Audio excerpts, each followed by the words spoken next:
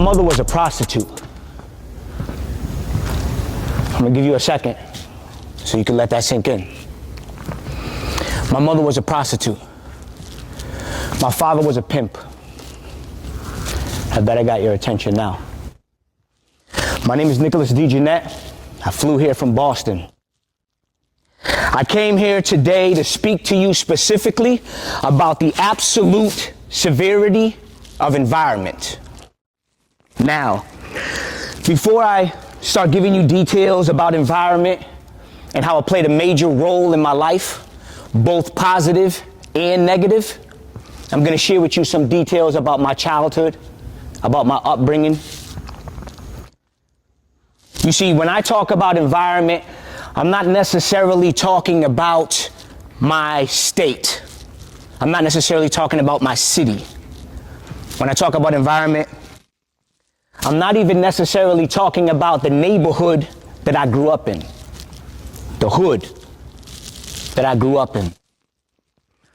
When I speak about environment, I'm speaking specifically about my household, about my family. For example, I have an older brother who's 10 years older than me. He got 2 murders on his record. My father's sister shot and murdered a man in Worcester, Massachusetts. My father, when he got released from prison, they put him on parole. The only problem with that was they gave him a female parole officer. He was a pimp. He was charming. He had the gift of gab. He eventually started sleeping with his parole officer and then turned around and shot a man with his parole officer's gun. And her father was a judge. Now, as a child, I've seen this plastered all over the news. My father being on the news, we set up this system to keep ex-felons in place, and this man manipulated the Commonwealth. He manipulated the system that we set up to keep felons in check. I have an older brother who's 2 years older than myself. When he was 17 years old, he shot a man 7 times. In the chest, in the neck, in the back. By the grace of God, the man lived. My brother was 17 years old. They sentenced him to 10 to 15 years in prison. He was 17 at the time. I was 15. I watched my brother go away to state prison with grown men.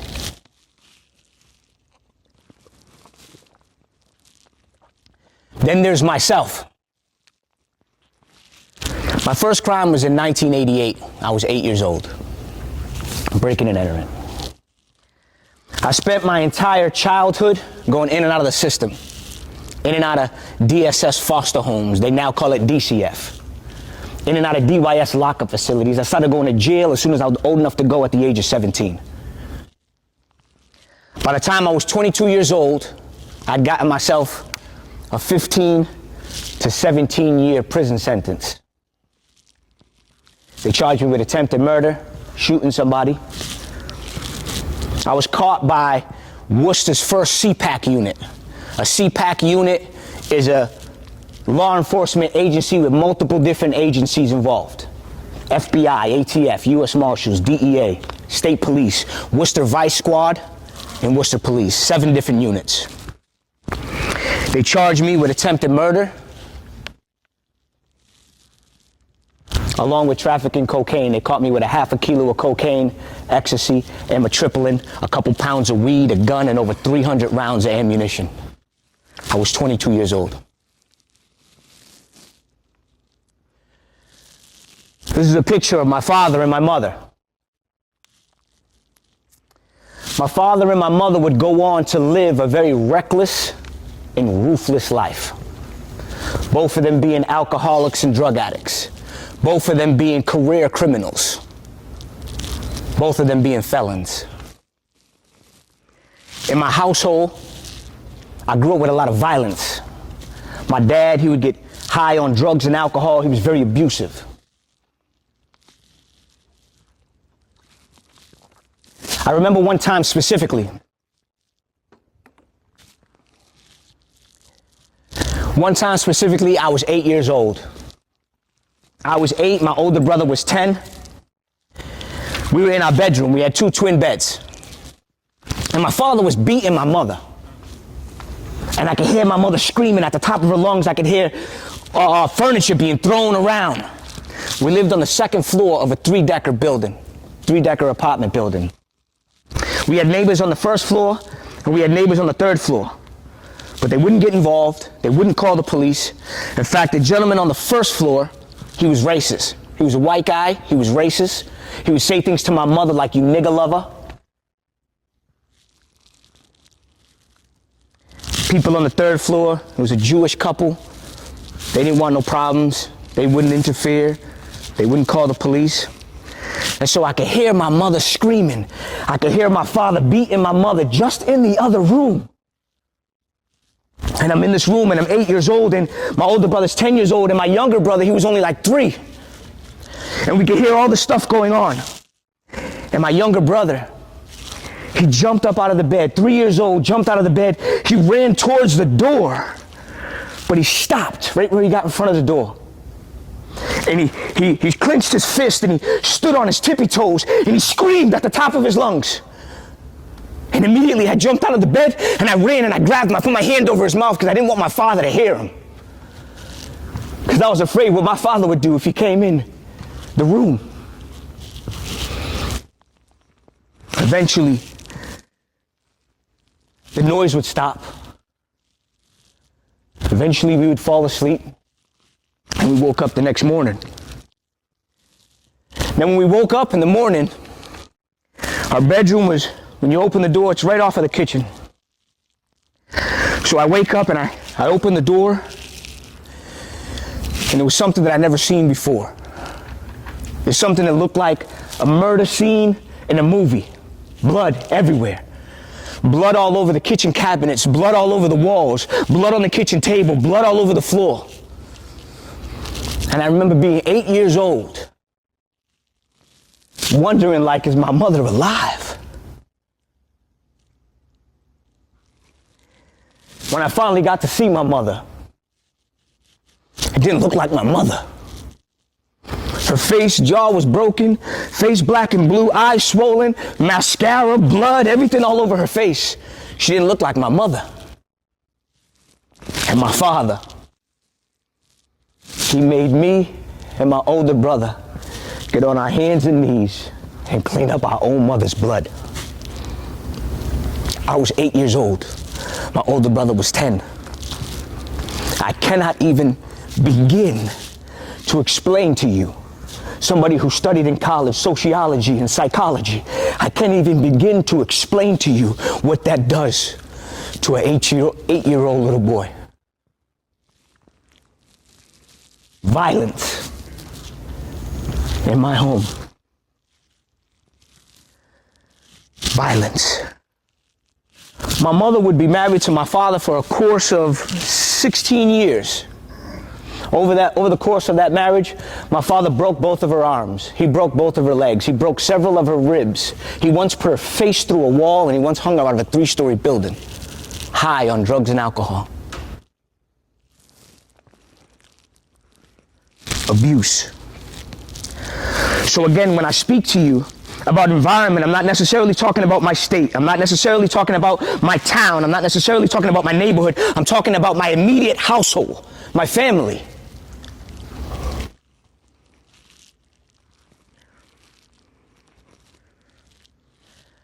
I remember one time, I was 12 years old. We were out in Boston. My father was in prison, but it was towards the end of his sentence. So they let him go to Boston pre-release jail. He was in Boston pre-release, which meant that, he could leave the jail. He could sign out and be gone for a few hours, but he had to come back and he had to sleep in the jail. Now, at this particular time, we were actually at a pastor's house. We left with my family, my father, my mother. We was at a pastor's house. And somewhere inside in the pastor's house, my father had found out that I tried to stab my older brother. I was 12 and my older brother was 14. So My father says, Nickolas, come with me outside. We're gonna take a walk. He brings me outside. He asks me, did I try to stab my older brother? And I told him yes, but I wanted to explain to him why, and he wasn't hearing that.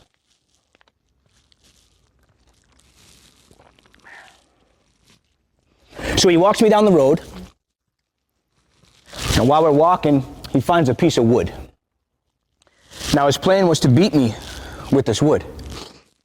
But for this particular beating, he actually had rules for it. So we get up to my mother's car, and he said, son, I want you to put your hands on the bumper of the car. And when I beat you, don't take your hands off the bumper of the car. Because every time that you take your hands off the bumper of the car, your beating is going to start all over again. So I put my hands on the bumper, and my father lifted up this piece of wood that he found, and he brought it down across my back. Crack! And immediately, my hands came off the bumper. And my father looked at me, and he said, son, don't let this keep happening. So I grabbed the bumper again. My father, he lifted up this wood, and he brought it down across my back. Crack! But I held on to that bumper. And he did it again. Crack! But I held on to that bumper. And he did it again. Crack! Crack! Crack! But I held on to that bumper. Then I seen across the street an African-American woman. She came out of her house. She said, you better leave that boy alone. I'll call the cops on you right now. You better leave that boy alone. My father looked over at the woman and continued to beat me. When he was done beating me, from the top of my shoulders to behind my knees, they were torn up. Flesh, like the flesh torn, ripped, blood, black and blues, welted up. And my father made me go sit in my mother's car. He made me go sit in the car and sit down on what he had just done to me. Later on, he would come back and he said, Nickolas, get out the car. Now, what I thought my father was going to do was apologize, because sometimes he would do that. Sometimes he would, after beating us really bad, he would come back and he would apologize to us, and he would say, son, I just want you to know that beating hurt me more than it hurt you. Okay. That's what I thought he was going to say. But that's not what he said. He said, son, I want you to know something. He said, I want you to know that I did not stop beating you because that woman told me to stop beating you. I stopped beating you because the wood broke. Now get back in the car. So I get back in the car. So when things like this would happen to me, we go home, we drive back from Boston to Worcester, it's about an hour drive, and when things like this would happen to me, I went immediately back into my room. And I put my headphones on and I listened to this music and I turn it up loud. I put this music on. And I would listen to this music because I just wanted to block out the world. I just wanted to block out the pain. I was using this music as a getaway, as a refuge, as some source of comfort.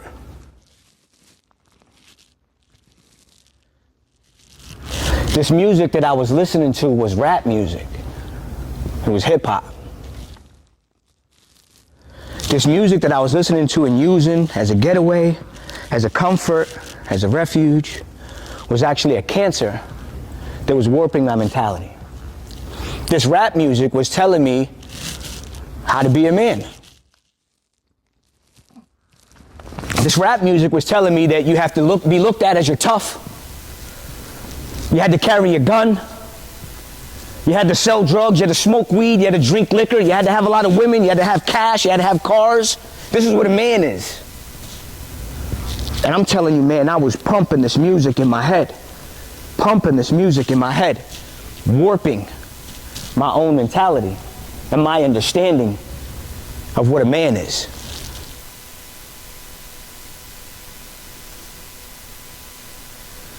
So as I'm listening to this music, and it's being a cancer to my life, when I step out into my community, I seen that I wasn't the only one who was listening to this music. See, nowadays, you young guys, you wear the slim jeans, the skinny jeans, and then you like sag them off your butt. You know what I'm saying? Back then, it was the same thing, only we had baggy jeans. They were big baggy jeans. And this is what the rappers did. They had baggy jeans, and they would sag them below their butt. And it was a style, it was a culture, hip-hop music, rap. But I realized that it wasn't just affecting my neighborhood or affecting even my state, or even hip-hop was taking over like the whole country, and then on top of that, the whole world. There were kids in China, in Russia, wearing baggy pants with their pants sagged below their butt. This rap, this hip-hop music. And not just music, but it was movies. I fell in love with mafia movies. Again, my environment, the environment that I was in, you're looking at my household. When I step out of my household, I'm in the hood. People selling drugs, shootouts happening on a regular basis. How to be tough. I'm watching mafia movies. What do they do for power? What do they do for control? This is the life I was living. I fell in love with rap music. Used to try to rap myself. I would rap, you know. I didn't know that half the rappers who were rapping the things that they were talking about really weren't even living the life that they were living. But here I am believing that they're speaking truth and that this is the way to live. So what do I go to prison for? They were rapping about selling drugs and busting guns. And what do I go to prison for? Selling drugs and busting guns.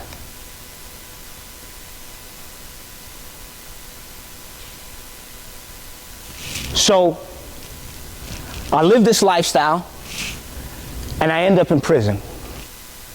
Now, I end up in prison at the age of 22 years old. 22 years old, I'm in prison now, just to share something with you and enlighten you. When somebody ends up in prison at that age, 22, 21, whatever, they probably only have a couple of years in the game. They probably only have a couple of years in the system. When I went in at 22, I had already had 15 years of going in and out of the system. 15 years. In this game, in this life, in this culture. My first crime was in 1988. I was going in and out of the system since I was a kid. So at that point, I threw my hands up. I said, God, I'm done with this. I'm done with this.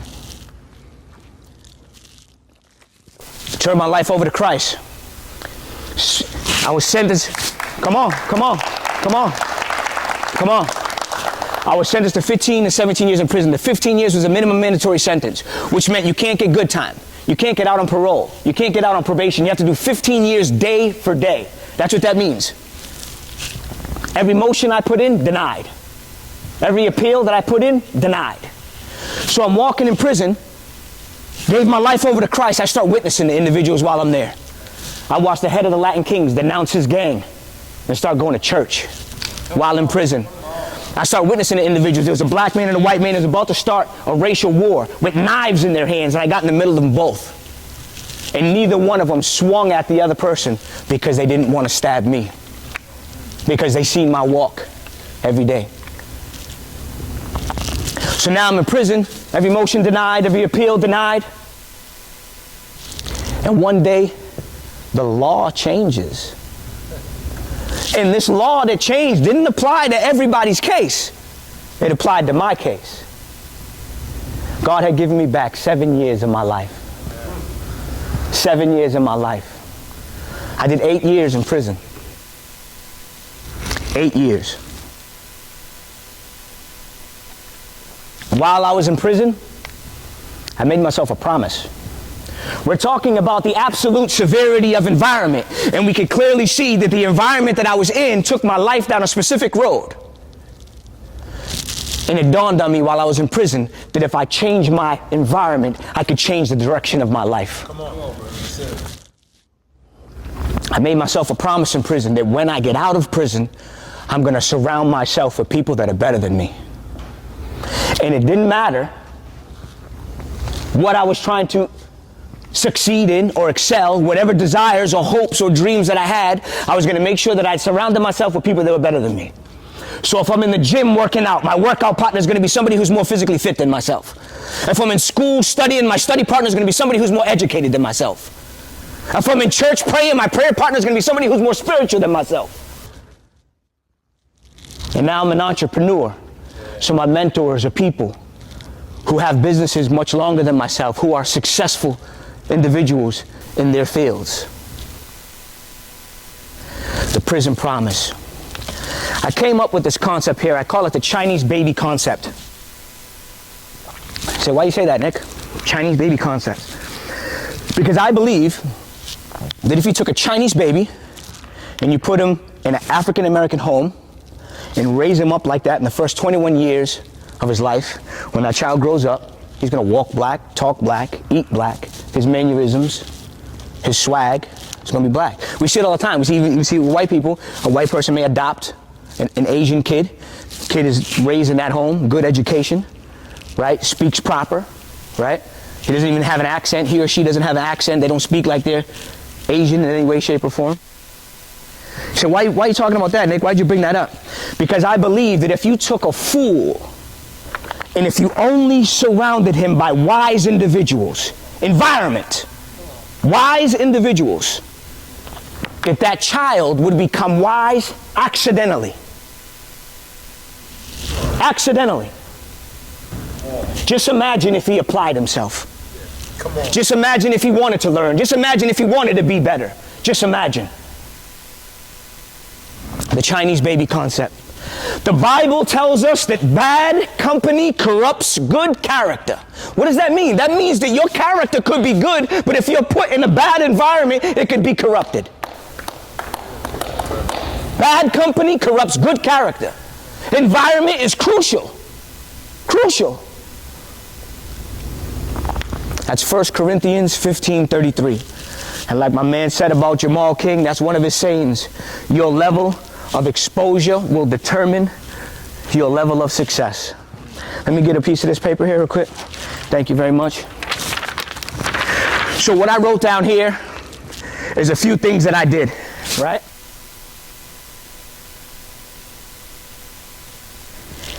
If you create your own environment, you can create the future you want to have. I created my own circle of friends. I chose who comes in my life and who doesn't. And if you're not positive, if you're not going somewhere, if you don't have dreams, I don't got time for you. I gravitated towards men who I respected, and I relentlessly sought them out. Relentlessly sought them out. Men who strive towards being the best version of themselves that they could possibly be. Men who strive towards being the best husbands that they could possibly be. Men who strive towards being the best fathers that they could possibly be. Men who strive towards being the best leaders and examples that they could possibly be. I got in the room with them. Close proximity. I made it a part of my everyday life. And so if we could try to understand how important and how crucial environment is. You got two roses here that are in a vase. Now let's just imagine that one vase was filled up with water and the other vase was filled up with gasoline. What do you think is going to happen? The rose that's placed in the water will live longer. It is what it is. The rose that's placed in the gasoline is going to expedite death. It's going to expedite death. It's going to speed up that process, the dying process, because we're all going to die. It's going to speed up that process. Environment is extremely important. This last picture down here at the bottom, this is the series of my life. This is the pictures of me when I was in the streets selling drugs, which led to a 15 to 17 year prison sentence. I got out and graduated from one of the top 20 colleges in the nation, Boston University. And here I am as a business owner. From the beginning to the end, one of the specific and most powerful things that changed was my environment.